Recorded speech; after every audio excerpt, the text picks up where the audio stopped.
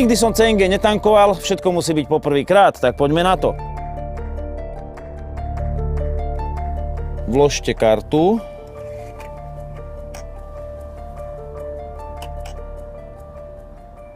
Zadajte čiastku, odpočítaná bude len suma vo výške skutočného odberu.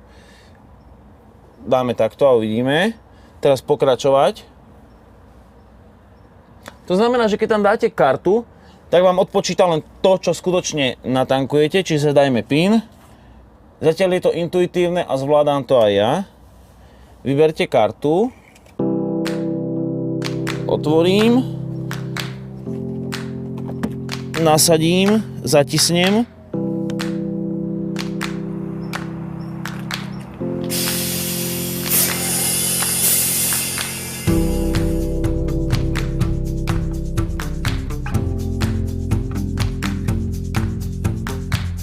A kým natankujeme zemný plyn, tak zásadná informácia, čo ideme robiť. Vyrazíme z Košíc smerom do Bratislavy tou hornou trasou, kde má SPP ďalšiu čerpaciu stanicu na CNG v Žiline. Ideme porovnať dieselovú Octaviu a Octaviu CNG, hlavne čo sa spotreby týka na tejto ceste. Teoreticky by mi to malo vydať z Košíc do Žiliny na CNG, aby som nemusel míňať benzín na motore 1.4 TSI.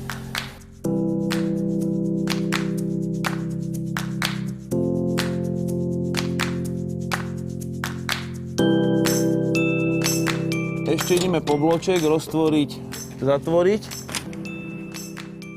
Cena za kilogram CNG 1,164. Je skoré ráno a my ideme s novou ekologickou Octaviou robiť to, čo stovky východniarov. Tiahneme na západ so zásadnou otázkou. Koľko a čo za to? Vieme, že jednotka zemného plynu stojí euro 16 centov, jednotka nafty stojí euro 30, ale už v Prešove budeme chcieť vedieť, či kilometr s plynom je lacnejší.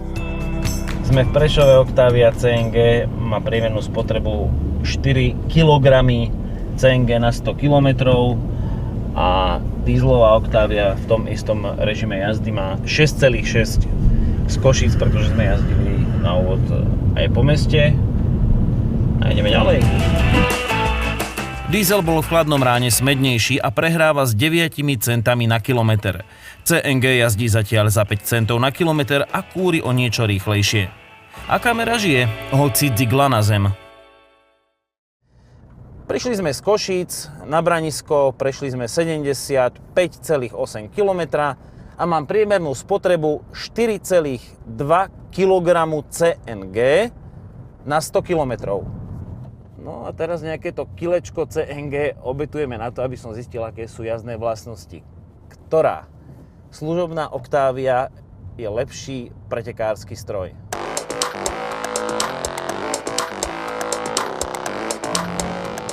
Je to takých vlážnych 81 kW, ale najmä sa to dá potočiť, keď taký obchodný zástupca potrebuje predbiehať. Je tu 6-stupňová prevodovka. Samozrejme, že tá sila je už taká, že na výjazde zo zákruty sa mi aktivuje trakčná kontrola. Ja mám rád otáčky a to je perfektné, keď môžete mať služobné auto, zapretekať si v serpentínach, môžete sa pochváliť kolegom a pritom vám to neurobí v spotrebe nič zlé. A to pekne to zatáča, akurát tá trakcia prednej nápravy je taká na tomto starom asfalte horšia, ale na druhej strane je tam tá sila. Spotreba mi pomaličky stúpa na 4,4 kg CNG, ale jazdu si vyslovene užívam a cítim ľahký predok auta. To normálne tej Octavii pasuje.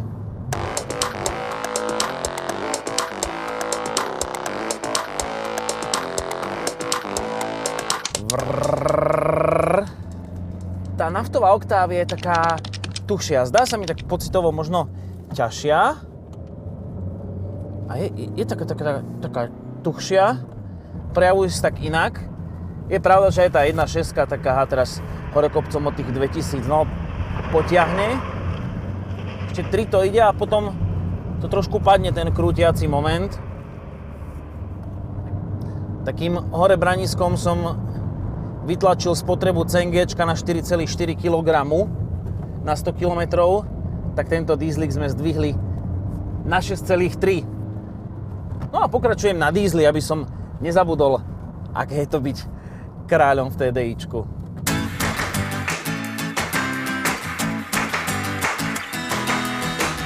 Po 146 km vchádzame do tunela za Popradom a v tuneli Bôrik si môžeme urobiť takú krátku štatistiku. Tu je priemerná spotreba 6 litrov nafty na 100 km a v bielej oktávke za mnou je spotreba 4,3 kg CNG na 100 km. Stále rozmýšľam nad tým, ktoré z tých dvoch aut je také rýchlejšie, lebo branisko nerozhodlo. Asi budeme musieť ísť na našu testovaciu trasu.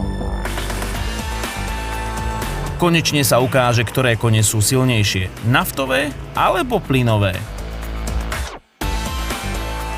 Na obranu dízla treba povedať, že základom verzie GTEC je benzínový motor s turbodúchadlom, teda preplňovaný.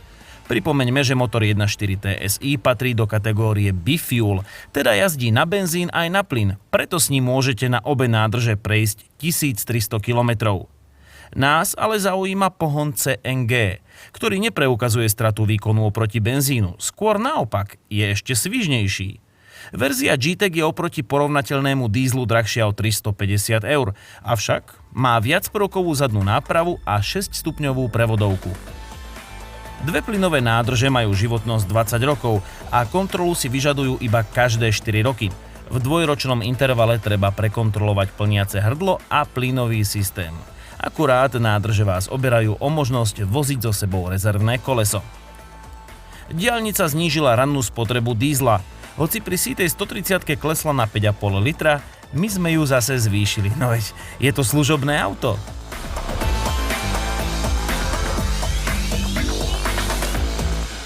Opäť sme dali našim služobákom trochu napiť. Spotreba príliš nevzrástla, 4,3 kg plynu, tam to stúplo na 5,9 litra nafty na 100 km. Mám z toho nejaké pocity, skôr ako sa dozviem výsledky, ešte informácia, že toto auto má do prehliadky 8 000 km, teda do výmeny oleja. To znamená, že každých 15 000 km sa musí v CNGčku meniť olej a to treba nejak brať do úvahy. No a ešte je tu jedna vec, ktorá nerobí Octaviu celkom Octaviou. Ten batožinový priestor je menší, už má iba 460 litrov. Ale ja mám taký pocit, a dozviem sa za chvíľočku výsledky, že by ten benzín mohol byť predsa o niečo rýchlejší. Teda vlastne plyn. Z 0 na 100 11,57 CNG a chrochtavý diesel 11,84. Na trojke pružnosť 4,83 CNG, 5,07 diesel a 6,27 na štvorke CNG a 6,81 diesel. Tak je to jasné, tankujeme CNG, aspoň zatiaľ, no a pokračujeme v našej ceste ďalej. Na cestu preplneným horným považím sme mali zemného plynu na dostač, až do Žiliny. V Žiline mám ešte dojazd 140 km na CNG, čiže do Bratislavy by sa to možno dalo zvládnuť, ale bolo by to zároveň aj také riziko.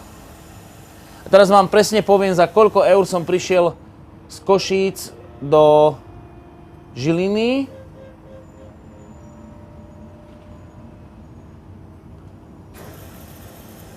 Som myslel, že začne za pol eura, ale nie. 11,85 €, cesta zo Žiliny do Košíc, čiže stop plnenia. We traveled so far to get where we are. Tak, od Svitu do Mrku sme cestovali z Košíc do Bratislavy. Ale sme mali ako povinnosti po ceste, to ako cibána, to nemôžeš len tak, hej, čiže nám to chvíľku trvalo. Mali sme nejaké merania, sme museli urobiť s autom a ostatné veci. A k čomu sme teda dospeli? Keď to zhrnieme v kocke a prepočítame na pohonné hmoty a vyjadríme tak čo najjednoduchšie, aby tomu každý rozumel, tak na jednej ceste severom z Košíc do Bratislavy takéto CNGčko ušetrí 10 eur. Na ceste hore-dole je to 20 eur. Áno, nafta patrí do kamen, plyn do sporáka, ale mne sa ten plyn v aute po tej jazdnej stránke naozaj páči. Jediný mínus sú možno čerpacie stanice, ich nedostatok a teda ten fleet, ten vozový park by musel byť tak orientovaný jeho cesty, že to vydáva medzi čerpacími stanicami CNG. Na druhej strane vidíme, že ten dojazd na jednu nádrž CNG okolo 400 km je reálny.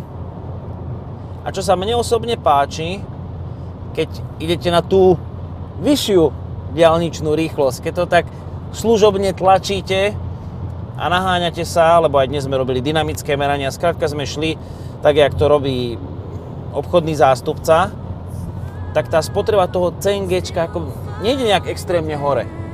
Čiže neoplatí sa štekliť len tak zľahka plyn na CNGčku, treba normálne jazdiť a má to ten taký dízlový efekt, že tá spotreba príliš nevzrastie.